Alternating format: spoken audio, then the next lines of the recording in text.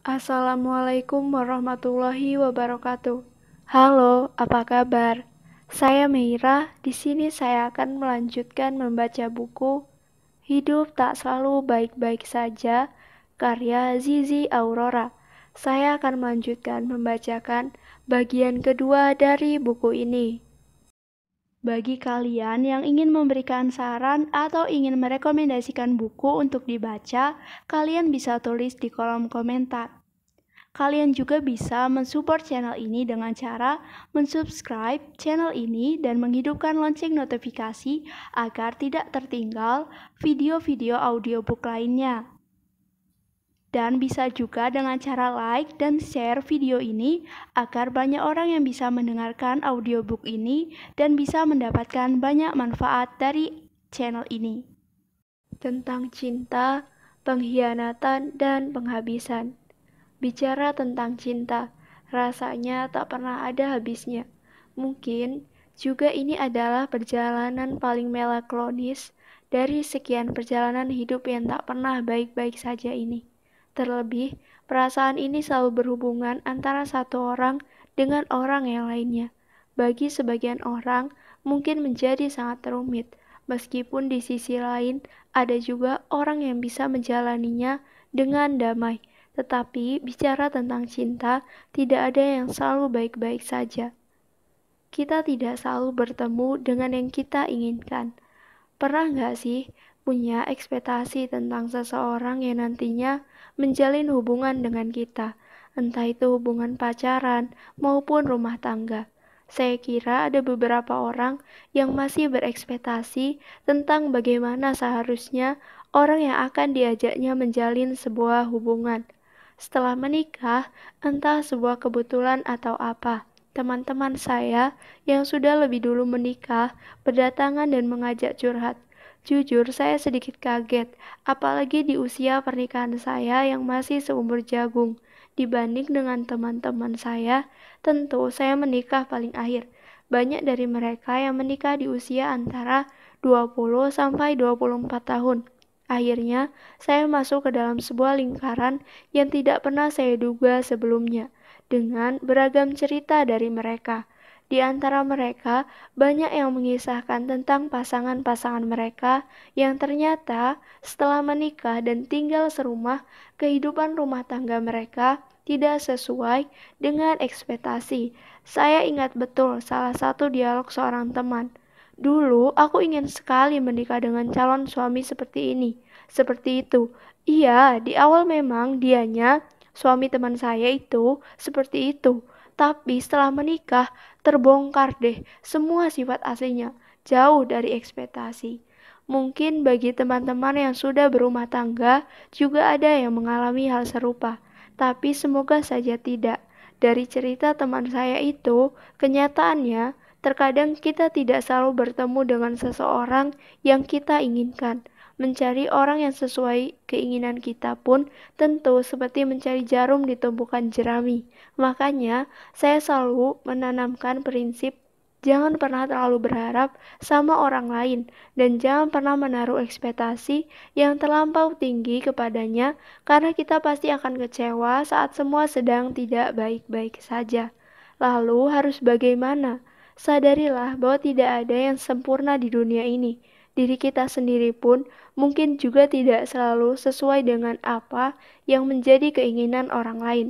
Bukan? Jadi, jika kita memiliki pasangan kekasih, komunikasi adalah kuncinya.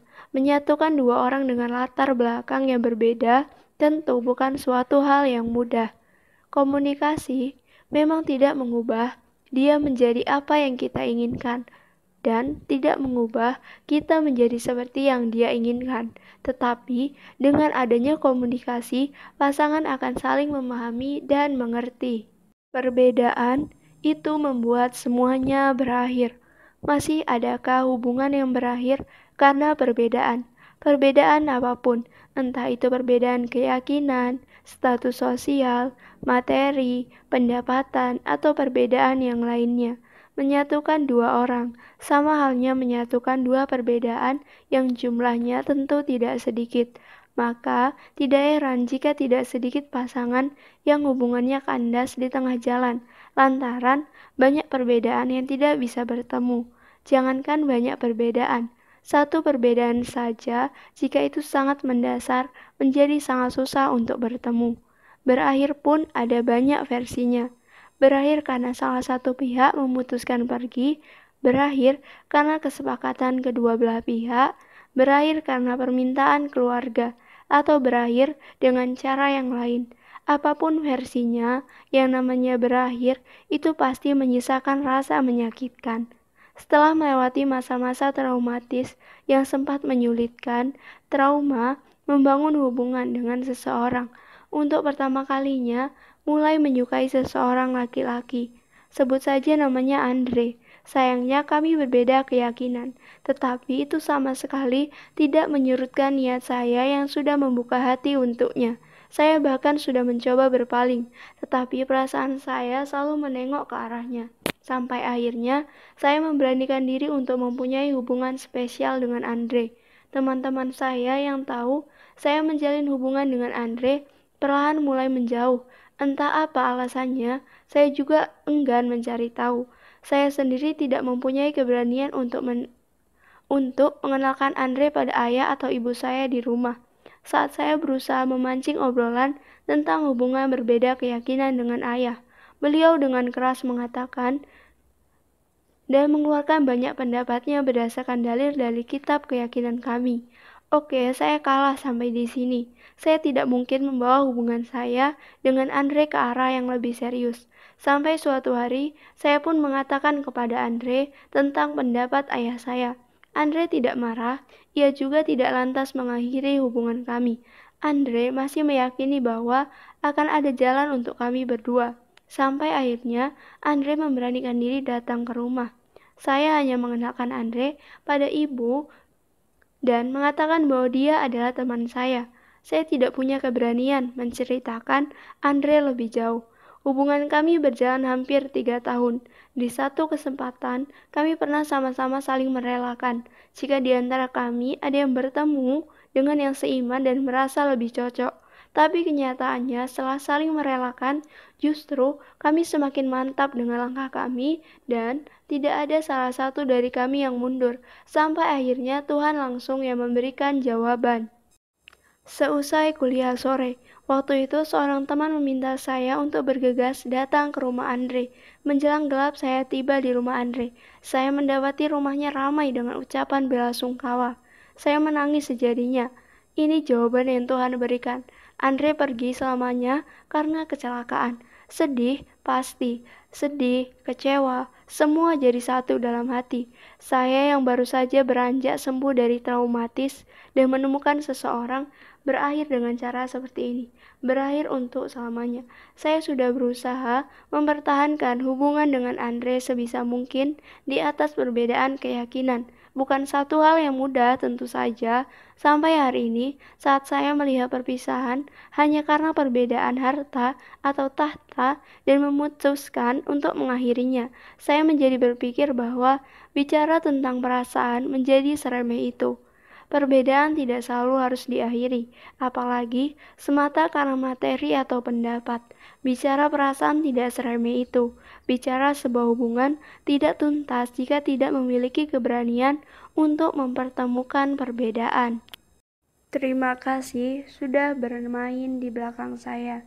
Tiba-tiba Sandra, seorang sahabat lama menghubungi dan meminta saya meluangkan waktu karena ingin menelpon. Tidak biasanya kami hanya sekedar chat dan saling menelpon jika kami sedang sama-sama luang. Jarak sudah memisahkan kami sejak kami lulus dari bangku kuliah dan ia kemudian menikah.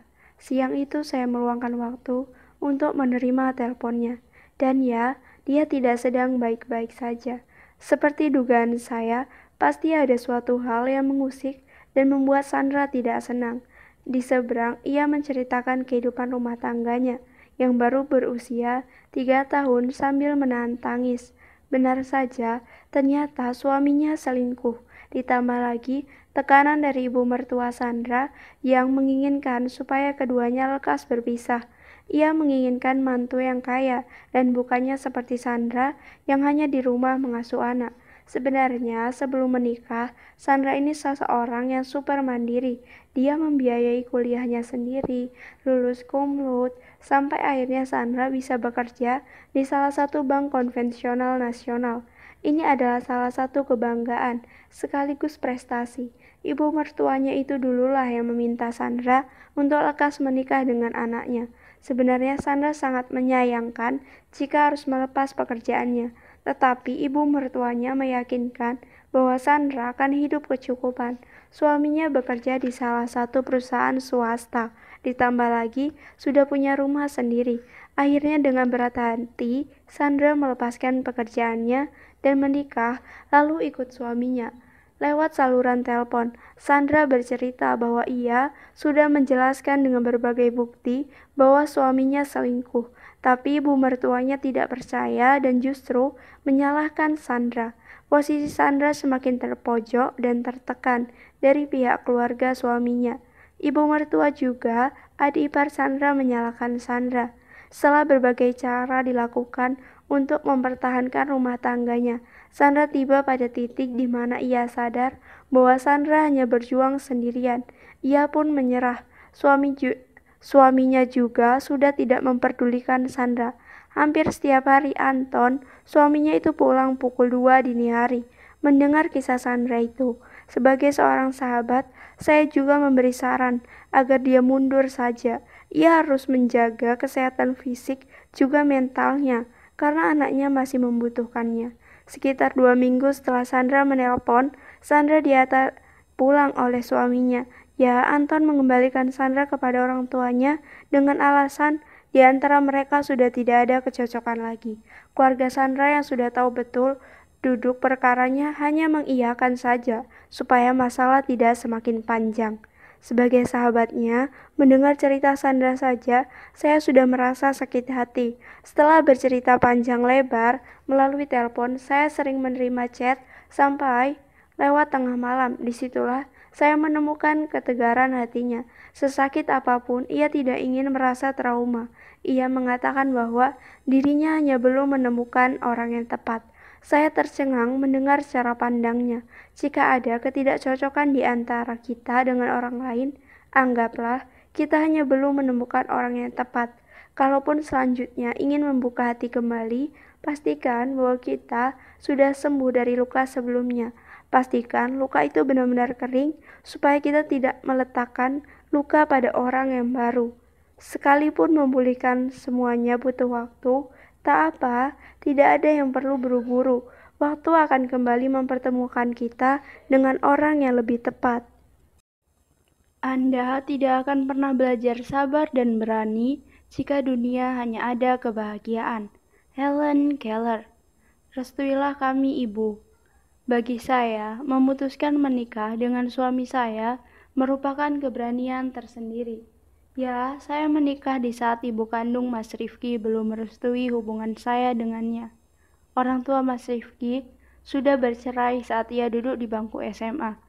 Hak asuh Mas Rifki kemudian jatuh di tangan ayahnya. Singkat cerita, ayah Mas Rifki menikah lagi dengan perempuan lain dan menjadi ibu sambung Mas Rifki. Ketika Mas Rifki melamarku, ia hanya minta restu pada ayah dan ibu sambungnya, dan keduanya merestui.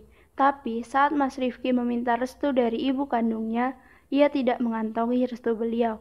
Oleh ibu kandungnya, Mas Rifki hendak dinikahkan dengan perempuan pilihannya. Tetapi Mas Rifki menolak. Saya sebagai perempuan pilihan Mas Rifki sempat ragu dan takut lantaran belum mengantongi restu ibu kandungnya. Tetapi Mas Rifki selalu meyakinkan bahwa semuanya akan baik-baik saja. Hingga saya pun memantapkan diri untuk menikah dengannya. Mas Rifki dan keluarga ayahnya berusaha menutup rapat supaya pernikahan kami tidak diketahui ibu kandung Mas Rifki. Tetapi serapi apapun kami menutupinya, kabar pernikahan kami tiba juga di telinga ibu kandungnya. Mengetahui kami menikah, ibu kandung Mas Rifki kemudian pergi ke rumah ayah Mas Rifki dan memberikan berita buruk tentang saya. Saya difitnah, katanya saya adalah wanita tidak baik. Mas Rifki pun pulang ke rumah. untuk menemui ayahnya dan mengonfirmasi kebenaran tentang tuduhan buruk ibu kandungnya kepada saya. Sekembalinya Mas Rifki ke rumah kami, dia menceritakan apa yang sudah ibu kandungnya katakan. Katanya, ibu mendatangi seorang peramal, dan dalam ramalan itu mengatakan bahwa saya seorang perempuan yang tidak baik-baik. Ayah mertua saya yang mendalami ilmu agama pun menenangkan saya. Dia berkata, adalah dosa besar jika seseorang memfitnah seseorang perempuan baik-baik. Selepas Isya, saya dan Mas Rifki mencoba saling menenangkan. Tidak banyak kata yang bisa saya ucap untuk menjelaskan kepada Mas Rifki. Mas, kita sudah melewati malam pertama, dan sebagai pasangan halal, kamu sudah tahu semua yang aku miliki. Kamu juga tahu saat kuliah, dulu aku pernah difitnah sebagai pelacur. Aku juga pernah beradu mulut dengan orang yang memfitnah itu. Tapi yang terjadi adalah aku semakin disalah-salahkan. Sejak saat itulah, jika ada orang yang memfitnahku, aku memilih diam. Terserah mau percaya atau tidak, aku tidak mau memaksanya. Itu hanya membuatku lelah. Aku percaya sama kamu. Kata-kata itu keluar dari mulut Mas Rifki dan meluk erat terjun mendekap saya saat itu. Saya tentu tidak ambil pusing jika ada orang yang memfitnah saya. Tapi saat itu saya mendengar dan mendapat fitnah yang dilontarkan oleh ibu kandung Mas Rifki. Padahal saya melihat wajah beliau saja belum pernah. Mendengar tuduhan yang tidak beralasan dari ibu kandung suami saya, tentu itu sakit sekali. Mungkin di antara kita ada yang menjalin hubungan asmara, tetapi belum mendapat restu orang tua. Mari kita bergandengan tangan. Kamu tidak sendiri. Tugas kita adalah memastikan pasangan kita juga satu visi, supaya kita tidak merasa berjuang sendirian. Sebab mendapatkan restu orang tua bukan perkara sederhana. Saya sudah berjuang. Saya sedang berusaha melapangkan hati dan tidak menyimpan benci. Untuk kalian yang ada di posisi yang sama dengan saya juga ingin mengajak kalian untuk tidak memendam rasa benci. Saya hanya perlu melapangkan hati, sebab meskipun memang saya tidak bisa memastikan kapan semuanya akan berhasil, tapi sudah selayaknya saya meyakinkan diri sendiri bahwa semua akan indah pada waktunya. Takut memulai kembali. Kisah saya dan Andre yang sudah saya ceritakan tentu meninggalkan bekas luka yang lama sembuhnya. Dari kisah saya itu, saya pernah begitu ketakutan untuk memulai hubungan. Saya jadi takut untuk membuka hati kepada seorang laki-laki yang bisa menggantikan Andre. Bagi saya itu bukan perkara mudah. Seringkali saya hanya dekat dengan seorang laki-laki dan kemudian perlahan saya menjauh darinya. Saya pun menjadi mudah ragu dan tidak yakin untuk memulai suatu hubungan yang lebih serius. Ya, saya menjadi ketakutan untuk memulai itu. Saya mulai menyibukkan diri dengan berbagai kegiatan. Sekalipun saya punya banyak kenalan laki-laki, tidak serta-merta saya mudah membuka hati. Saya kembali berpikir untuk tidak menikah. Ya, lebih baik saya tidak menikah saja. Waktu itu saya sudah yakin bahwa saya tidak akan lagi menemukan laki-laki sebaik seperti Andre. Ternyata sembuh dari luka lama tidak mudah. Sembuh dari rasa kehilangan tidak mudah. Sama seperti menyembuhkan luka saat saya melihat kedua orang tua saya bertengkar hebat saat masih 7 tahun. Saya pernah bertanya kepada hidup ini, dipenuhi rasa kehilangan orang-orang yang saya sayangi. Saat saya benar-benar merasa berada di titik paling jatuh, beberapa sahabat datang dan mencoba menghibur saya. Bahkan ada yang pernah menemani saya menangis malam-malam di sebuah embun di kotaku sampai saya benar-benar puas menangis. Ya, pada dasarnya saya tidak mudah menangis di depan orang, tetapi di depan dia saya bisa menangis sejadinya. Namanya Rifki, saya memanggilnya Mas Rifki. Ya, dia adalah suami saya sekarang, yang sudah saya ceritakan tadi. Saya sendiri sudah mengenal Mas Rifki sejak di bangku SMA. Saat itu saya hanya menganggapnya kakak, tidak lebih. Mungkin karena kami memiliki latar belakang yang hampir sama tentang masalah keluarga yang kami hadapi. Dari sanalah kedekatan kami bermula. Kami saling bertukar cerita saat itu. Tapi saya tidak pernah berpikir bahwa 10 tahun kemudian saya akan menikah dengan Mas Rifki tanpa prosesi pacaran terlebih dahulu, layaknya anak-anak remaja kekinian. Rencana Tuhan memang tidak bisa dinalar oleh manusia. Saya sendiri sampai tidak habis pikir. Kenapa? Pertama, karena ibu kandung Mas Rifki meminta supaya ia menikah dengan perempuan pilihannya.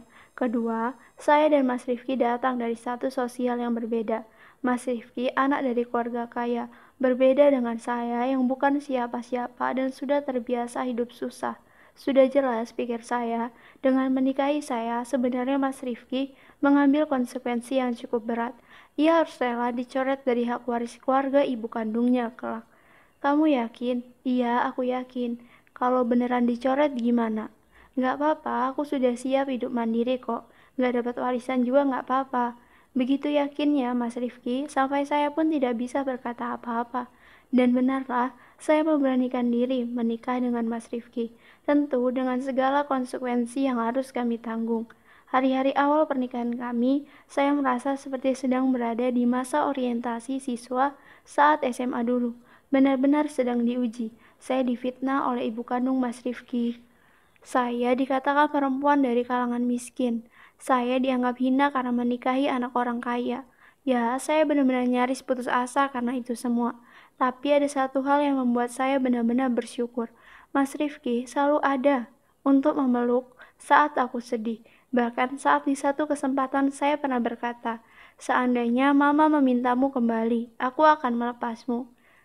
Lalu dia menjawab, enggak lah, kamu ngomong apa sih? Aku sudah memilihmu, dan aku bertanggung jawab dengan apa yang sudah kuputuskan. Saya ingat betul, dialog itu terjadi saat usia pernikahan kami baru 3 minggu. Sampai di sini saya paham bahwa hidup memang butuh keberanian untuk memulai. Saya juga paham bahwa saya akan selalu menemukan orang-orang yang selalu bersedia menenangkan di saat saya terpukul. Jika kita masih merasa takut untuk memulai kembali, kurasa kita harus segera menyudahinya. Terlebih lagi, bagi kita yang selalu menebar kasih kepada sesama dengan tulus, yakinlah kita akan menemukan orang yang akan selalu menyayangi dan menguatkan kita. Tuhan akan selalu mempertemukan orang-orang yang tulus dengan kebahagiaannya masing-masing. Sebenarnya tak perlu berkorban berlebihan. Bagi teman-teman yang sedang mempertahankan sebuah hubungan, entah asmara, karir, bisnis, tentu kalian sudah banyak berkorban, bukan? Saya hanya bisa berdoa, semoga segala pengorbanan yang kita lakukan dihargai dan tidak sia-siakan sama sekali. Kita semua tentu sudah tahu bahwa di luar sana banyak orang-orang yang sudah berkorban dalam sebuah hubungan tetapi tidak dihargai. Berkorban memang sangat melelahkan. Usaha itu akan menjadi menyakitkan, tak kalah pengorbanan kita disia-siakan. Saya mencoba mengingat kembali memori perjalanan hubungan asmara teman saya. Galih namanya. Sebenarnya dia cukup rupawan. Bertahun-tahun Galih merantau ke Jakarta dan berkarir di dunia paramedis. Di sana ia memiliki kekasih, Hanum, yang masih berstatus sebagai mahasiswi di salah satu perguruan tinggi kenamaan di Jakarta. Karena sudah terhambat hati dengan Hanum, Galih rela berkorban untuknya. Galih dan Hanum sama-sama perantau. Suatu saat keluarga Hanum mendapati suatu permasalahan sehingga ia tidak lagi mendapat uang saku yang mencukupi untuk memenuhi kebutuhan hidup dan kuliahnya di Jakarta. Akhirnya Galih yang membiayai kuliahnya. Bukan hanya itu, Galih juga tidak segan jika harus mengeluarkan uang untuk biaya hidup Hanum. Galih merasakan betapa perjuangannya sangat tulus hingga ia berhasil membantu membiayai kuliah Hanum sampai lulus. Sayangnya ia tidak pernah tahu bahwa Hanum sudah menjalin hubungan asmara dengan laki-laki selain Galih selama kuliah. Benar, setelah Hanum wisuda, Galih ditinggal begitu saja. Tentu, saya merasakan betapa sakitnya pengorbanan tanpa dianggap, bahkan diacuhkan di akhir. Apalagi membayangkan sahabat saya Galih ketika dihianati begitu saja oleh perempuan yang benar-benar diperjuangkan. Begitu sakit dan traumanya, Galih memutuskan untuk berhenti bekerja di Jakarta. Ia pun kembali ke kampung halamannya dan tinggal dengan orang tuanya yang tidak lagi muda. Galih enggan untuk kembali bekerja kembali seperti profesinya sedia kala, dan dia menjadi sangat membenci sosok perempuan. Rasa trauma yang mendalam membuat Galih juga menutup diri. Dia sama sekali enggan menjalin hubungan sosial. bahkan meskipun orang tuanya sudah berusaha menangani. Galih sama sekali tidak tertarik memiliki hubungan dengan sosok perempuan. Bertahun-tahun Galih bertahan dengan kondisinya, hingga akhirnya orang tua Galih meninggal dunia. Saat itu Galih masih sendiri dan belum mau memulai karirnya lagi. Sepeninggalan orang tuanya, Galih kemudian tinggal bersama sang adik. Saat usianya sudah lewat kepala 4 pun, Galih masih tidak berniat menjalin hubungan dengan seseorang. Ia masih membujang dan tertarik untuk berkebun saat saya menuliskan kisahnya ini. Meskipun begitu, rasa trauma Galih masih membuat ia enggan berinteraksi dan berhubungan dengan perempuan. Dalam sebuah hubungan, saya rasa akan selalu ada pihak yang berkorban. Bahkan jika pengorbanan itu hanya dilakukan oleh satu pihak saja, pasti dia akan tetap berjuang agar bisa tetap bersama orang yang dia cintai. Saya pun demikian. Hanya saja jika boleh saya berpesan, sebelum kita jatuh kecewa, tolong kita juga memperhatikan diri kita sendiri. Coba sayangi diri kita dahulu melebihi apapun. Apalagi jika kita sering berkorban seorang diri, apa yang kita dapat adalah segala yang kita lakukan tidak dihargai sama sekali. Itu sungguh sakit. Tentu bukan hanya saya yang berharap balasan dari setiap pengorbanan yang saya lakukan. Untuk sebuah hubungan kasih sayang yang dijalani oleh dua orang, maka sudah sepatutnya dua orang inilah yang menjadi dua kutub magnet saling tarik-menarik, saling bersimbiosis mutualisme, saling mengerti, saling menghargai. Jika dia sudah berkorban, jangan sedikit pun kita tidak berusaha menghargai pengorbanannya. Bagi kamu yang sudah berkorban pun, tolong jangan berlebihan. Selalu ingat bahwa kita juga harus menyayangi diri kita sendiri. Jangan biarkan hati kita lelah hanya karena seseorang yang tidak bisa menghargai kita. Tak seindah di media sosial. Jangan salah persepsi. Bagi kita yang sering menakar kebahagiaan orang lain melalui aktivitas mereka di media sosial, bisa jadi kita menganggap bahwa mereka baik-baik saja, selalu bahagia dan tanpa celah. Kenyataannya, hidup di dunia nyata tidak selalu baik-baik saja. Jangan merasa berkecil hati, misalnya hanya karena melihat foto teman kita yang sedang beromantis ria dengan kekasihnya. Jangan lantas kemudian kita ingin menjadi seperti mereka. Jangan. Saya pernah melihat sebuah unggahan di Instagram tayangan seseorang yang sedang menata beragam aksesoris supaya foto dirinya terlihat apik dan menarik. Saya sendiri pernah melakukannya.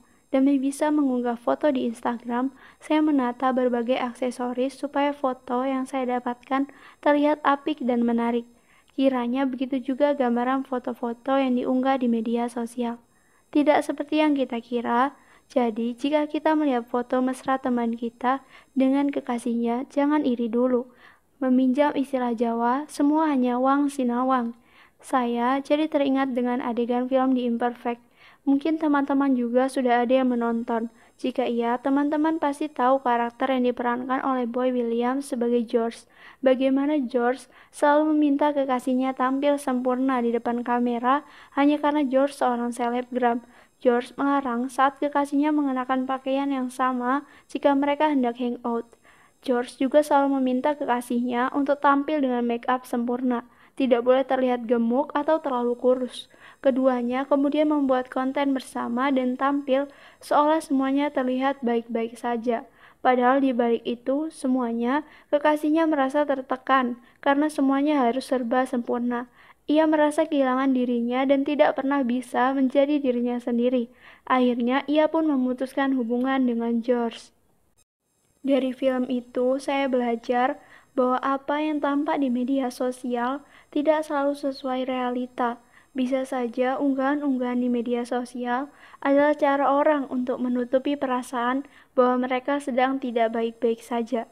Bisa juga sebuah konten diunggah hanya sebagai pencitraan semata, tetapi jangan kemudian menilai bahwa setiap unggahan foto mesra orang lain kita nilai sebagai pasangan yang tidak baik-baik saja.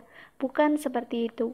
Saya sebatas ingin berpendapat bahwa banyak kebohongan di dunia maya yang membuat orang yang melihatnya merasa insecure dengan hidupnya. Hal itu bisa saja berdampak buruk pada kehidupan nyata karena terus membandingkan diri dengan kehidupan orang lain di media sosial. Jadi, jangan merasa insecure hanya karena unggahan-unggahan orang lain di media sosial. Terkadang, apa yang tidak diunggah justru lebih indah, karena ada hal-hal yang sebaiknya hanya kita nikmati bersama orang-orang yang benar-benar kita sayang. Kenapa harus jujur? Saya pernah terlibat hubungan yang toksik.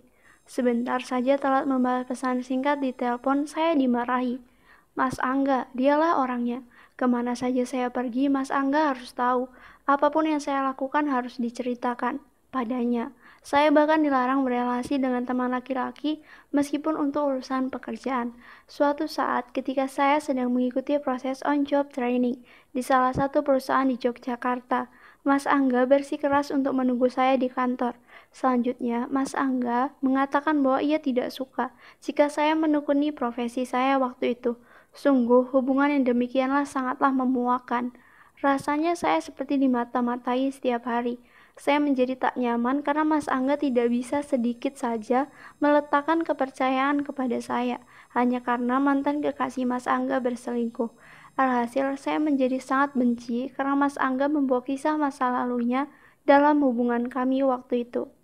Bagi saya, dalam menjalin sebuah hubungan, terutama hubungan asmara, memang harus ada rasa percaya satu sama lain. Jika tidak, yang muncul hanya rasa curiga. Apabila sudah demikian adanya, untuk apa sebuah hubungan dilanjutkan? Saya pun memiliki penilaian tersendiri, bahwa cemburu dan curiga itu beda tipis. Rasa cemburu bisa jadi hanya alibi dari rasa curiga, karena rasa tidak percaya. Sangat melelahkan membangun hubungan yang dipenuhi rasa curiga. Sungguh, waktu itu saya merasa sangat lelah menjalani hubungan dengan Mas Angga. Kurang dari 1 tahun, saya pun memutuskan untuk mengakhiri hubungan dengan Mas Angga. Dalam sebuah hubungan, memang sebaiknya ada keterbukaan satu sama lain, tetapi bukan kemudian menjadi toksik. Jujur itu perlu, tetapi bukan kemudian semua-muanya harus diceritakan dengan detail. Jika itu adalah sebuah privasi, dan pasangan kita tidak perlu tahu, ia juga harus bisa menghargai privasi kita. Jadi sebaiknya kita bisa membedakan mana hubungan yang toksik dan mana hubungan yang saling jujur dan terbuka. Jangan berdalih dengan mengatakan hubungan yang toksik adalah bentuk kejujuran dan keterbukaan. Itu beda jauh. Saling jujur dan terbuka, ada saatnya di mana antara yang satu dengan yang lainnya bisa saling menghargai ketika memang ada hal pribadi yang tidak perlu diceritakan. Tetapi hubungan yang toksik itu lebih pada keterbukaan yang mengarah pada hal-hal yang menekan kita. Saya sendiri kadang tak habis pikir kenapa masih saja ada orang yang bertahan dalam hubungan yang toksik. Jika alasannya sayang dan cinta, mulai hari ini tolong berhentilah mengatakan itu. Cinta itu adalah kepercayaan yang dijaga. Jika rasa percaya saja sudah tidak ada, di mana letak cinta? Jadi, jangan membuat hati kita lelah dengan hubungan yang toksik. Saya juga ingin dimengerti. Semakin kita dewasa, kita akan menyadari bahwa menjaga hati untuk orang yang egois itu benar-benar melelahkan, sebab ia hanya ingin dimengerti, tetapi tidak ingin mengerti diri kita ada yang seperti ini. Segala tentang dirinya harus kita mengerti, sementara ia sendiri menuntut kita harus seperti ini atau seperti itu. Dalam sebuah hubungan, sudah seharusnya jika antara yang satu dengan yang lainnya saling mengerti, itu artinya hubungan tersebut terjadi dua arah. Tetapi jika hanya satu pihak saja yang ingin dimengerti, artinya dalam hubungan itu hanya terjadi satu arah saja. Denayu menceritakan kisahnya kepada saya. Dia adalah sahabat dekat saya. Kisah Denayu ini bermula ketika usia pernikahan dia baru mencapai 365 hari. Sejak awal ingin melanjutkan ke babak pernikahan, sebenarnya Denayu sudah merasa bahwa calon suaminya adalah sosok yang egois. Mas Kunta namanya. Bagaimana tidak, untuk hal yang mengurus surat-surat pernikahan saja, di antara Denayu dan Mas Kunta sudah terjadi perdebatan. Saat itu Denayu tidak bisa mengambil cuti di tempat kerjanya untuk mengurus persiapan pernikahan. Kalaupun bisa, dengan konsekuensi Denayu bisa saja diberhentikan dari tempat kerja. Sementara Mas Kunta bersikeras agar segala persiapan pernikahan bisa diurus berdua. Padahal menurut saya, mengurus surat-surat pernikahan dapat diwakilkan pada pihak wali, misalnya. Denayu dan calon suaminya berdebat hanya soal urusan mengurus surat nikah. Sampai akhirnya Mas Kunta berkata Kalau kamu tidak bisa mengambil cuti, sudah, kita nggak usah jadi nikah saja. Wow, ucapan macam apa itu? Saya saat itu hanya mendengarkan cerita saja, berkata dalam hati, "Hei, Denayu sahabatku yang baik, seharusnya kamu tidak perlu menikahi Mas Kunta." Akhirnya Denayu mengalah dan mengambil cuti dari tempat kerjanya. Beruntung Denayu merupakan SDM senior di kantornya, sehingga dia bisa mengajukan izin cuti untuk beberapa hari merampungkan urusan pernikahannya waktu itu. Setelah menikah, mereka tinggal di rumah orang tua Denayu. Banyak kejadian sepele yang membuat Denayu merasa geram terhadap suaminya. Pernah, suatu hari Mas Kunta tidak pulang dan menginap di rumah temannya hanya untuk bermain PlayStation. Sepele bukan? Saat diminta penjelasan oleh Denayu, Mas Kunta berdalih bahwa dia merasa bosan di rumah dan istrinya itu tidak sendirian di rumah, ada ayah dan ibunya. Mendengar banyak cerita tentang Mas Kunta dari Denayu, saya menilai bahwa mereka berdua sangat kurang intens melakukan komunikasi. Banyak perkara sepele yang bisa menjadi masalah untuk Denayu dan suaminya. Hingga saya pun kehabisan kata-kata untuk sekedar memberi saran kepadanya. Waktu itu saya mengembalikan cerita-cerita itu kepada Denayu dan suaminya. Akan lebih baik jika Denayu dan suaminya lebih intens lagi dalam membangun komunikasi dalam rumah tangga mereka. Seandainya mereka masih pacaran, saya pasti dengan tegas meminta Denayu untuk meninggalkan Mas Kunta.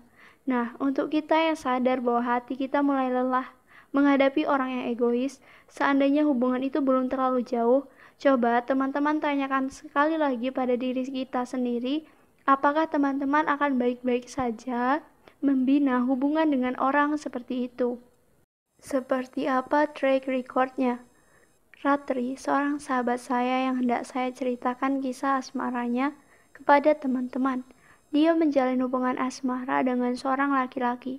Ratri akrab menyapanya dengan panggilan Mas Dewa. Selama mereka pacaran, Ratri sudah seringkali dibohongi, bahkan diselingkuhi oleh Mas Dewa. Pernah di satu kesempatan, Mas Dewa pamit pergi ke Bandung untuk urusan pekerjaan, tapi ternyata diam-diam ia menemui mantan pacarnya dan menjalin hubungan kemudian. Kebetulan sekali kala itu Ratri memiliki beberapa relasi di Bandung yang melihat Mas Dewa sedang bersama mantan kekasihnya. Tapi dasarnya sahabat saya ini sangat pemaaf. Ratri dengan tulus memaafkan Mas Dewa. Sayangnya Mas Dewa kembali selingkuh. Saya sebagai sahabat yang merasa iba terhadap Ratri, pernah menyarankan agar Ratri menyudahi hubungannya dengan Mas Dewa. Tetapi Ratri menolaknya dengan alasan ia sudah terlanjur dekat dengan orang tua Mas Dewa. Iya, tapi nanti itu Mas Dewa bukan orang tuanya. Saya ingat betul itu kalimat pamungkas yang keluar dari mulut saya untuk menyadarkan Ratri. Selang beberapa bulan sejak saya terakhir bertemu dengan Ratri, dia memberi pesan singkat, dia menerima lamaran Mas Dewa. "Kamu yakin?" tanya saya. "Udah terlanjur, saya hanya tepuk jidat tentu saja." Ia pun benar-benar menikah dengan Mas Dewa yang memiliki rekam jejak pandai berselingkuh. 3 tahun usia pernikahan Ratri dengan suaminya. Akhirnya mereka diberi amanah seorang anak. Bagaimana kemudian? Suatu hari, Ratri dibuat syok karena Mas Dewa kambuh. Ya, Mas Dewa selingkuh lagi. Bahkan selingkuhnya ini sangat percaya diri untuk mengunggah status di WhatsApp status dan mengatakan bahwa dia benar-benar berselingkuh dengan Mas Dewa. Hati istri mana yang tidak sakit? Saya tentu tidak menyalahkan Ratri, meskipun saya sangat menyayangkan keputusannya saat itu. Saat ia datang dan bercerita, saya hanya bisa memeluknya. Tentu saja, ia menunjukkan semua bukti kalau suaminya selingkuh yang ia dapatkan dari tetangga maupun rekan kerja suaminya. Sekali lagi, saya hanya bisa memeluknya. Sekalipun jangan pernah menganggap remeh rekam jejak seseorang yang sedang menjalin hubungan dengan kita. Meskipun kita juga tidak boleh menghakimi bahwa orang dengan rekam jejak yang kurang baik ke depannya pun akan selalu seperti itu. Mungkin mereka bisa lebih baik, hanya saja dengan berbagai proses yang harus dilalui terlebih dahulu. Mengubah perilaku buruk orang lain memang tidak mudah. Tetapi saat kita tahu perilaku buruk seseorang yang memang dia sendiri tidak bisa mengubahnya, alangkah lebih baik jika kita menemukan orang yang lebih baik dan siap menerima kita tentunya. Saya pernah ingin bunuh diri. Saya pernah ingin bunuh diri. Begitu pengakuan Hesti, seorang sahabat saya yang hubungan asmaranya harus kandas. Hesti menceritakan semua yang dialaminya kepada saya. Setelah ia berhasil melewati semuanya dan menjadi dirinya sendiri hingga saat ini. Setelah mendengarkan semua cerita Hesti, saya tidak heran jika dia sampai ingin bunuh diri. Tapi saya tidak pernah menyangka bahwa Hesti yang lugu dan sesama sekolah tidak punya hubungan spesial dengan laki-laki tiba-tiba memiliki pengalaman sedemikian rupa. Saya tidak menyangka bahwa hampir 2 tahun ia memiliki hubungan dengan seorang laki. Sebut saja Mas Heri, dan belakangan ini Hesti baru tahu bahwa ia menjalin hubungan dengan seorang laki-laki yang sudah memiliki istri dan anak. Padahal, maaf, Hesti sudah menyerahkan keperawanannya untuk laki-laki itu. Jadi awal mulanya Hesti dihubungi oleh nomor baru di handphonenya. Ia tidak tertarik untuk mengangkat atau menanggapinya, tetapi nomor itu terus menghubunginya. Sampai di satu kesempatan ia memutuskan untuk menjawab telepon tersebut. Dia mendengar suara perempuan yang mengaku istri Mas Heri. Akhirnya Hesti meminta alamat dan pergi ke sana. Dan benarlah semua bukti ada bahwa Mas Heri yang menjadi pacarnya memang sudah memiliki anak dan istri. Hesti datang ke sana tanpa sepengetahuan Mas Heri. Sampai di sana Hesti justru mendapati istri Mas Heri yang menangis dan mengikhlaskan jika Mas Heri lebih memilih Hesti. Tapi Hesti sudah sangat merasa sakit hati karena sudah dibohongi. Hesti tak tega melihat anak Mas Heri yang masih dalam gendongan. Akhirnya Hesti memilih mundur dan menyudahi semuanya. Selama ia menjalin hubungan dengan Mas Heri, Hesti rela berhenti bekerja dan harus memulai semuanya dari nol kembali untuk bisa melanjutkan hidup. Di masa-masa itulah Hesti berpikir untuk bunuh diri. Tapi ia mengurungkan niatnya, lantaran masih teringat ibunya. Saat Hesti menceritakan kisah ini, saya melihat dirinya yang lebih tegar dan kuat menghadapi hidup sekaligus rumah tangganya. Saat kami bertemu, dia begitu bersemangat menceritakan bahwa kini dia tidak lagi sepenuhnya menggantungkan hidup pada suaminya. Hesti tetap bekerja di saat suaminya meminta untuk berhenti bekerja. Prinsipnya, ia harus menafkahi dirinya sendiri. Ia tidak ingin tergantung pada suaminya. Teman-teman, apapun yang kita lakukan dengan pasangan kita, tentu semua memiliki konsekuensi. Jika kita merasa kecewa karena pasangan kita, jangan lantas sepenuhnya berpikir untuk menyalahkan dia. Sebab segala hal yang dilakukan berdasarkan hubungan suka sama suka, tanpa adanya paksaan, adalah tanggung jawab masing-masing. Berhentilah menyalahkan orang lain dan belajar bertanggung jawab.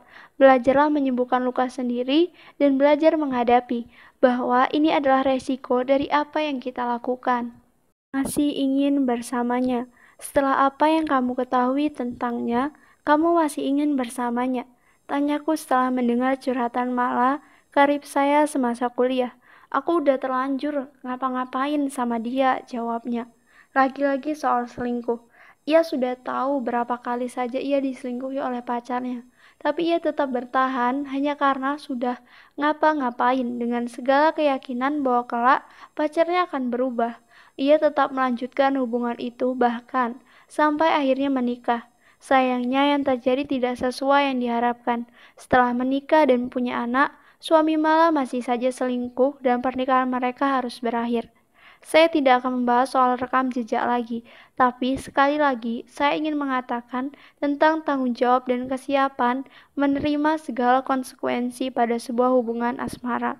Bukan hanya itu, di atas segalanya, coba sama-sama kita memikirkan tentang kesehatan psikis kita jika harus menghadapi orang yang hanya membuat lelah hati.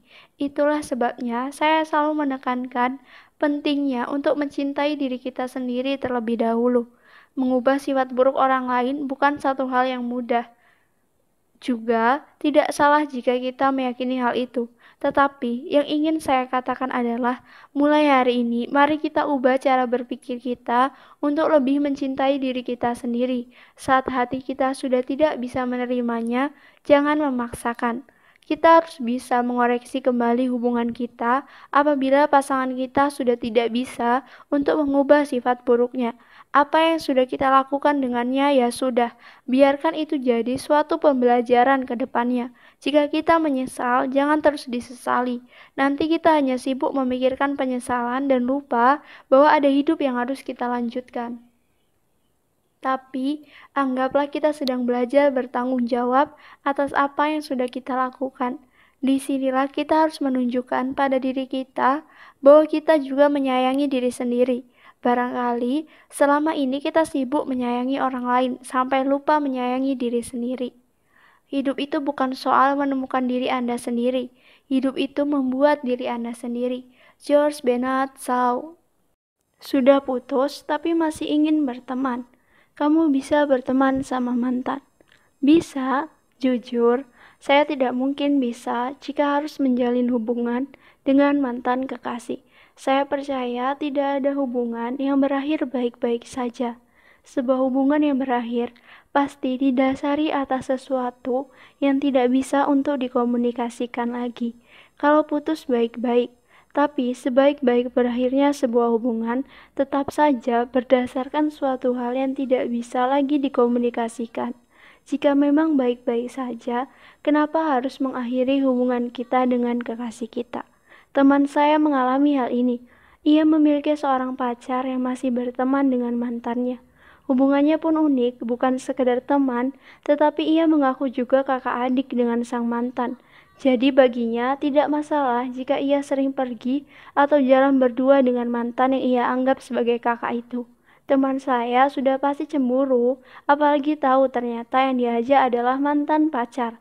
Tidak ada salahnya memang menjalin hubungan dengan mantan kekasih, tapi jika itu membuat kita tidak bisa beranjak dari perasaan yang seharusnya sudah kita tinggalkan, sebaiknya kita membuat jarak. Saya tipe orang yang tidak bisa menjalin hubungan jika memang hubungan itu sudah berakhir, terlebih hubungan asmara. Saya juga tidak akan repot-repot menghubungi mereka walaupun sekedar untuk mengobrol bersama. Bukan karena tidak bisa move on, bukan sama sekali. Ya, saya memang mempunyai prinsip seperti itu. Saya pernah sengaja menghapus kontak mantan kekasih saya. Selain itu, sosial medianya pun saya blokir karena dia meminta saya untuk kembali jadi kekasihnya. Saat ini ia menghubungi dengan nomor handphonenya yang baru. Saya tidak membalas pesannya. Saya juga tidak mengangkat teleponnya. Jujur, saya tidak suka jika dia menghubungi untuk mengajak saya balikan. Bagi teman-teman yang masih bisa berteman dengan mantan kekasih, saran saya bertemanlah sewajarnya saja. Bagaimanapun, sebagai dua orang yang pernah memiliki kenangan bersama, menjalin hubungan spesial dan kemudian harus berakhir, tentu akan ada rasa yang menggelitik di hati jika kembali bertemu. Terlebih jika pertemanan kita dengan mantan hanya membawa dampak buruk bagi hubungan kita yang baru. Tentu kita harus lebih mempertimbangkan supaya apa yang ada di masa lalu tidak memperkeruh apa yang kita siapkan untuk masa depan kita. Sebelum mengenal cinta. Sebelum saya mengenal cinta, saya bisa begitu fokus mengejar apa yang saya cita-citakan. Saya bisa fokus memperjuangkan apa yang saya inginkan. Saya memiliki waktu sepenuhnya untuk diri sendiri. Saya memenuhi pikiran saya dengan impian, harapan, dan cita-cita. Sedikit pun saya tidak perlu gelisah memikirkan perasaan orang lain. Tapi semua berubah setelah saya mengenal cinta dan dia. Saya jadi memikirkan dia dan berkuranglah fokus untuk memikirkan harapan dan cita-cita saya. Saya menjadi membagi waktu dengannya dan perasaan saya mulai terbagi karena harus memikirkan perasaannya. Apalagi saat ada konflik di tengah-tengah kami, rasanya saya lelah sekali dengan tenaga terkuras habis. Dan saat itulah saya mulai berpikir bahwa saya tidak mau lagi mengenal cinta, tidak mau lagi berhubungan dengan orang yang menyangkut perasaan. Saya ternyata orang yang tidak survive menghadapi persoalan yang berurusan dengan hati dan laki-laki. Terkadang saat saya merasa lelah menjalin hubungan asmara dengan seorang laki-laki, saya mulai merindukan diri saya yang sendiri dan memiliki seluruh waktu, pikiran, dan perasaan hanya untuk diri sendiri. Kenapa saya seperti itu? Karena saya masih mengharapkan hubungan yang selalu baik-baik saja. Padahal kenyataannya tidak ada hubungan yang selalu baik-baik saja. Tapi memang begitu kok. Kalian juga pasti merindukan diri kalian saat belum mengenal cinta. Kalau kita berharap tentang hubungan yang selalu baik-baik saja, saya kira tidak akan ada. Tidak ada baiknya jika kemudian diri kitalah yang menerima bahwa tidak setiap hubungan selalu baik-baik saja. Tidak setiap hubungan seperti adegan di drama Korea yang selalu romantis. Kita harus lebih realistis dalam menjalin hubungan supaya mengenal cinta tidak menjadi sebuah ketakutan atau trauma. Rinduan sebelum mengenalmu. Aku rindu diriku yang dulu, diriku yang sebelum mengenalmu. Kenapa begitu? Karena sejak aku mengenalmu, aku hanya bisa buang-buang waktu untuk memikirkanmu. Aku hanya bisa buang-buang waktu untuk memikirkan semua perasaan tentangmu. Aku menjadi sangat lelah karena ternyata kamu tidak pernah memiliki perasaan yang sama denganku, apalagi sekedar memikirkanku. Lelah ya, memikirkan orang yang tidak pernah memikirkan kita. Lelah ya, menyimpan perasaan pada orang yang tidak pernah menyimpan perasaan pada kita. Tapi kok bisa ya tetap bertahan? Itu kan pertanyaannya. Mungkin di antara kita ada yang dengan berani mengatakan, "Aku mencintaimu dengan keras kepala." Tapi kira-kira bakal seberapa lama kita kuat bertahan atas perasaan yang tidak pernah terbalas itu? Semakin kita dewasa, seharusnya kita semakin menyadari bahwa rasa cinta yang paling dalam adalah ketika kita bisa menerima saat orang yang kita cinta tidak pernah melihat ke arah kita. Menyakitkan ya, tapi memang seperti itu. Tanpa emosi, tanpa rasa kesal, tanpa berbesar hati dan tersenyum adalah tanda bahwa kita bisa mencintai tanpa tapi dan tanpa memaksakan harus memiliki. Lalu, apakah selanjutnya kita harus belajar membuka hati untuk orang lain? Yap, benar. Kenapa tidak? Di luar sana, kita bisa melabuhkan hati kita pada yang lain, hati yang juga akan menerima kita. Jangan keras kepala dan memaksakan perasaan orang yang memang tidak bisa bersama kita. Kita akan lelah, padahal jika kita bersedia membuka hati untuk orang lain, kita mungkin akan lebih menyadari bahwa dunia ini tercipta dari rasa cinta. Kenapa rasa cinta? Karena banyak orang yang hanya karena mengalami kegagalan dalam urusan asmaranya, kemudian berpikir bahwa dunia ini tidak adil untuknya. Dunia ini tidak penuh cinta untuknya. Padahal ia hanya perlu membuka hatinya seluas samudera dan menemukan hati yang lain, hati yang akan selalu menerimanya. Bosan berkonflik. Saya sebetulnya tipe perempuan yang selalu menjauhi konflik. Saat saya punya pacar yang toksik, semua hal berasa menjadi masalah dan selalu saja memicu keributan. Semua dia jadikan masalah, dan sedikit-sedikit malah jadi ribut. Bayangkan hanya perkara telat balas pesan saja dia tidak terima. Dari pacar saya yang itu, saya kemudian berpikir bahwa hubungan yang terlalu sering berkonflik itu tidak baik.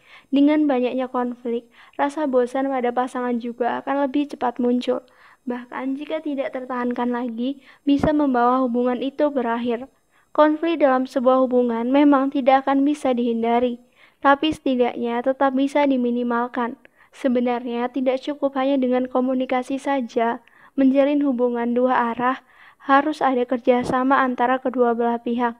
Komunikasi pun sebaiknya komunikasi dua arah di mana kita dan pasangan sebaiknya menemukan titik temu untuk saling mengerti dan memahami. Tapi jika hanya salah satu pihak saja yang menyadari tentang pentingnya komunikasi untuk saling memahami dan mengerti, itu sama saja sia-sia. Saya menikah dengan orang yang selalu mengomunikasikan segalanya. Mas Rifki, suami saya, jika dibandingkan dengan saya, dia adalah orang yang lebih rapi dan teratur. Saya yang kurang bisa hidup rapi ini tidak bisa bekerja di meja yang rapi. Awalnya Mas Rifki sangat risih dengan meja kerja saya yang selalu terlihat tidak rapi dibanding meja kerjanya. Tapi setelah saya menjelaskan bahwa saya tidak bisa bekerja dalam keadaan meja yang rapi, Mas Rifki kemudian paham dan menyerahkan urusan permejaan saya sepenuhnya kepada saya. Kamu nggak apa-apa, saya bertanya karena khawatir. Mas Rifki membiarkan meja saya berantakan hanya untuk mengiyakan saya. Nggak apa-apa, setiap orang punya tipikal masing-masing. Karena kamu merasa lebih bisa berkarya dan menulis di meja yang berantakan, ya nggak masalah. Daripada aku rapiin, nanti kamu malah nggak bisa nulis. Mas Rifki bukan tipe orang yang suka berkonflik. Mungkin bisa saya katakan kalau Mas Rifki 11-12 dengan saya. Daripada harus berkonflik, Mas Rifki lebih memilih mengomunikasikan semuanya. Tapi bukan berarti kami tidak pernah ribut loh. Terkadang kami meributkan hal-hal kecil yang biasanya tidak berlangsung lama. Sedikit konflik itu perlu, konflik yang setiap hari yang harus diperbaiki. Sebab jika tidak ada konflik sama sekali, bisa jadi satu sama lain sudah berhenti untuk saling peduli. Dalam hubungan asmara, konflik itu adalah satu hal yang paling tidak bisa dihindari. Sejatinya tidak ada hubungan yang tidak baik-baik saja. Kita dan pasangan hanya perlu saling menurunkan ego supaya konflik itu tidak semakin besar dan merusak banyak hal. Kelak, jika semuanya berakhir, sebuah hubungan yang berakhir pasti memiliki alasannya masing-masing. Tapi terkadang kita sendiri tidak siap dengan hubungan yang berakhir itu. Mungkin karena kenangan yang begitu indah. Semakin kita bayangkan, pasti kita semakin menyesali mengapa perpisahan harus ada. Tapi hal itu bukan berarti saya sedang mengajari, membina hubungan untuk menyiapkan perpisahan. Bukan sama sekali. Sebelum mengambil keputusan untuk berpisah pun, saya kira kita sudah mempertimbangkan segalanya. Sebab hubungan yang kita bina adalah hubungan yang dewasa. Bukan lagi cinta-cintaan monyet yang kalau bosan tinggal bilang putus. Atau udahan aja ya. Ada fase di mana kita kemudian merasa ada yang hilang setelah perpisahan itu. Menurut hemat saya, menyimpan perasaan yang tidak berlebihan adalah kuncinya. Jalani saja semuanya sebagaimana mestinya. Tidak perlu berlebihan dan menunjukkan kemesraan kita kepada semua orang, supaya orang-orang tahu bahwa kita adalah pasangan yang paling romantis. Bukankah segala hal yang berlebihan itu memang tidak baik? Berhentilah menghayal dan lebih realistis tentang sebuah hubungan. Bahkan untuk kita yang hendak menikah sekalipun, jangan berhayal dan berharap yang terlalu tinggi. Khawatir jika itu tidak sesuai, kita akan menjadi sedih dan khawatir. Setelah saya menikah, seorang teman berkata kepadaku, "Gimana rasanya setelah menikah?" "Biasa aja," jawab saya santai. Orang-orang sebelum mereka menikah kadang berekspektasi berlebihan. Padahal setelah menikah ya biasa aja, timpalnya lagi sebagai seorang yang sudah lebih dulu menikah. Sejak saya kehilangan cinta pertama saya sebab meninggal, saya menjadi sadar bahwa saya tidak perlu menyimpan perasaan yang berlebihan. Saat kehilangan, percayalah itu akan membuat sedih dan lebih lama untuk bangkit. Itulah mengapa semuanya sebaiknya berjalan sewajarnya saja, supaya hati kita tidak terlalu kaget jika semuanya harus berakhir. Berbeda memang rasanya perpisahan dengan seorang karena mereka telah meninggal dan karena kita yang memutuskan untuk mengakhiri. Tapi apapun bentuk perpisahan itu, selalu ada hati yang menjadi korban. Untuk itulah ada hati yang juga yang harus dia siapkan, sebab tidak ada hubungan yang selalu baik-baik saja. Hati, semoga kamu kuat menghadapi hubungan yang sudah berakhir ini. Jangan lama-lama menanggung sedih, karena masih ada hari-hari yang harus dihadapi. Semua yang sudah berakhir, biarlah berakhir. Jangan disesali, apalagi berharap kembali utuh seperti sebelumnya. Semua sudah berubah, dan kamu harus menyiapkan diri untuk semua perubahan itu. Kamu harus kembali menata hati dan kembali mengatakan bahwa semua akan kamu lalui dengan baik. Bagi sebagian orang, hubungan yang berakhir terkadang menyisakan trauma tersendiri, selain juga kesedihan dan rasa kehilangan. Tapi bukankah itu sebuah keputusan terbaik yang sudah kita ambil? Coba ingat kembali, saat kita memutuskan untuk mengakhiri hubungan tersebut, pasti ada alasan paling mendasar, sampai akhirnya hubungan kita harus berakhir. Apapun alasannya, pasti kesedihan dan rasa kehilangan itu ada. Pasti butuh waktu untuk sembuh. Itulah mengapa saya berharap untuk kita yang hubungannya baru saja berakhir, jangan bergegas mencari pengganti. Sembuhkan dulu luka lama kita sampai benar-benar kering, sehingga kita tidak lagi membawa-bawa masa lalu dalam hubungan yang baru. Saya berharap kita bisa menikmati setiap langkah untuk bangkit sambil belajar dari hubungan yang sudah, supaya kita tidak mengulangi kesalahan yang sama. Jangan buru-buru, semua butuh proses. Tetap berpikir bahwa positif, bahwa selalu ada orang yang selalu tepat untuk membersamai kita. Sebab ini adalah cara terbaik supaya kita terhindar dari rasa trauma menjalin hubungan. Nikmati setiap prosesnya untuk kita sembuh dari luka lama. Untuk sebuah hubungan yang tidak selalu baik-baik saja. Jika kita mencari sebuah hubungan yang selalu baik-baik saja, saya kira kita tidak akan pernah menemukan. Bahkan jika kita berharap pada hubungan yang kita bina sekalipun. Saya kira saya pernah ada dalam kondisi ini, di mana saya selalu berharap sebuah hubungan yang selalu baik-baik saja. Masa lalu saya yang kelam membuat saya kurang survive menghadapi sebuah hubungan baru. Sedikit saja saya berkonflik dengan seseorang yang sedang dekat dengan saya. Saya tidak pernah segan mengakhiri hubungan itu meski sepihak. Itulah mengapa pada akhirnya saya menjadi orang yang lebih nyaman sendiri. Memutuskan menikah pun bukan satu hal yang mudah bagi saya. Saya masih mengkhawatirkan bagaimana jika saya masih tidak survive menghadapi urusan hati dalam sebuah hubungan. Terlebih sebelum akhirnya memutuskan menikah, saya memang sudah lama sendiri dan mungkin hampir nyaman dengan kesendirian itu.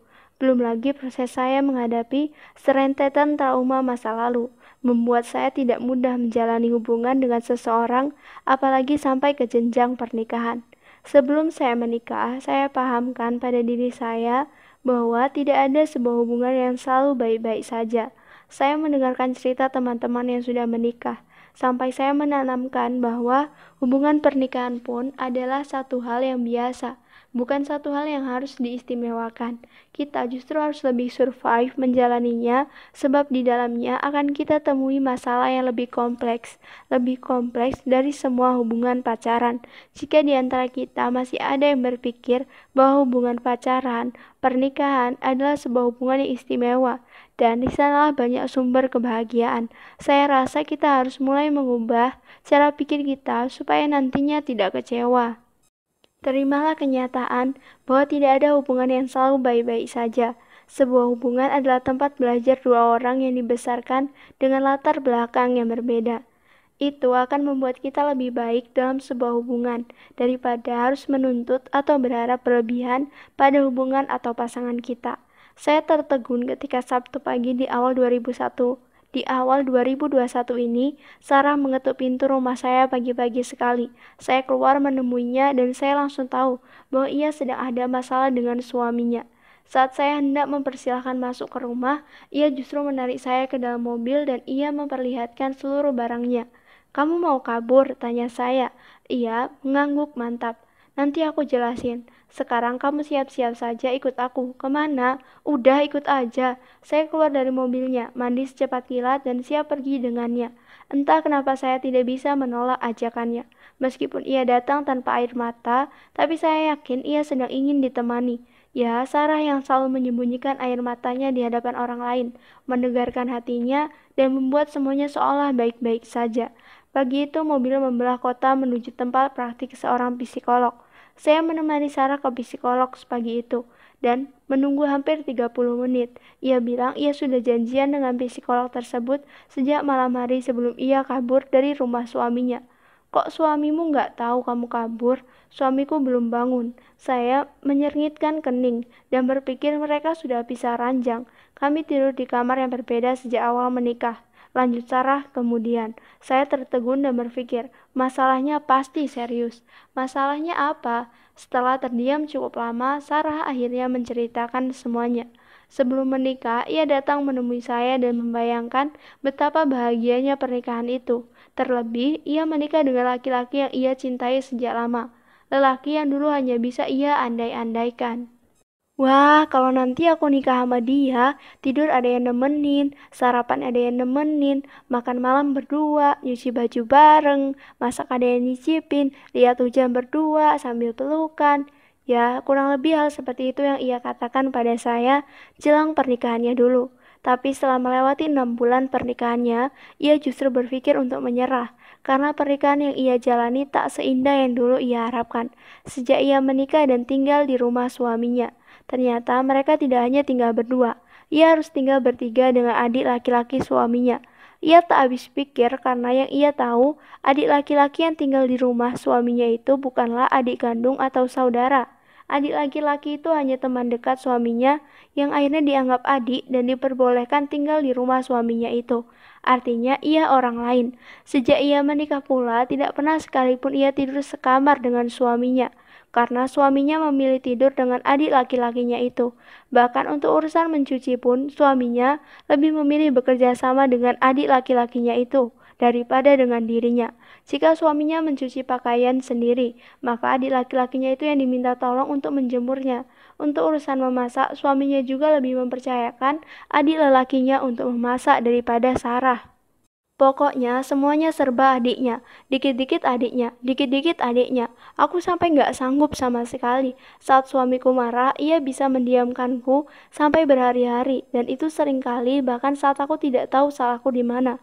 Ia mendiamkanku, tapi ia bicara dengan adiknya. Lah terus aku ngomong sama siapa? Sama lemari. Akhirnya apa yang ia pendam sama berbulan-bulan keluar pagi itu. Saya tidak melihat air matanya keluar, tapi terlihat dari matanya bahwa ia sangat stres dan tertekan dengan keadaannya itu. Terlebih selama ia menikah, dirinya lah yang mencari nafkah. Bisa dikatakan, dirinya lah yang menjadi tulang punggung untuk memenuhi kebutuhan hidup dirinya, suaminya, juga adik suaminya itu. Aku sudah menghabiskan banyak waktu untuk menangis. Hari ini aku sudah tidak bisa menangis lagi. Aku lelah.